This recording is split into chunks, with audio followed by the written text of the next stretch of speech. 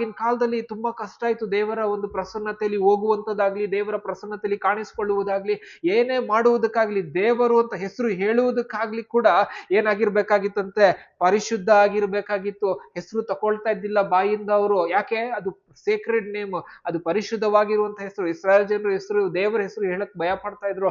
ಅದೇ ರೀತಿಯಲ್ಲಿ ದೇವರ ಪ್ರಸನ್ನತೆಯಲ್ಲಿ ಹೋಗ್ಬೇಕಂದ್ರೆ ಏನ್ ಮಾಡ್ಬೇಕಾಗಿತ್ತಂತೆ, ಸ್ಯಾಕ್ರಿಫೈಸ್ ತಕೊಂಡು ಹೋಗ್ಬೇಕಾಗಿತ್ತು. ಬಲಿಯನ್ನ ಕೊಡುವುದಕ್ಕಾಗಿ ಕುರಿಯನ್ನ, ಆಡನ್ನ, ಟಗರನ್ನ ತೆಗೆದುಕೊಂಡು ಹೋಗ್ಬೇಕಾಗಿತ್ತು. ಬೆಳವಕ್ಕಿಯನ್ನ ಮತ್ತೆ ಗೋಧಿಯ ಸಿಟ್ಟು ಯಾವ್ದಾದ್ರು ಒಂದು ತೆಗೆದುಕೊಂಡು ಹೋಗಿ ಅದನ್ನ ಕೊಟ್ಟ ಮೇಲೆ ಅವ್ರು ಏನ್ ಮಾಡ್ಬೋದಾಗಿತ್ತಂತೆ, ದೇವರ ಬಳಿ ಅವ್ರಿಗೆ ಕ್ಷಮಾಪಣೆ ಏನೇ ಬೇಕು ರಿಸೀವ್ ಮಾಡ್ಬೋದಾಗಿತ್ತೆ. ಅದೆಲ್ಲವನ್ನ ತೆಗೆದು ಹಾಕಿ, ದೇವಾಲಯ ಪರದೆಯನ್ನು ಹರಿದು ಹಾಕಿ ದೇವರು ಏನ್ ಮಾಡಿದ್ರು, ಶಿಲುಬೆ ಮೇಲೆ ಪ್ರಾಣ ಕೊಟ್ಟಾದ್ಮೇಲೆ ನಾವ್ you can walk with God, with the power of God, with the glory of God, with the presence of God. There is no barriers now.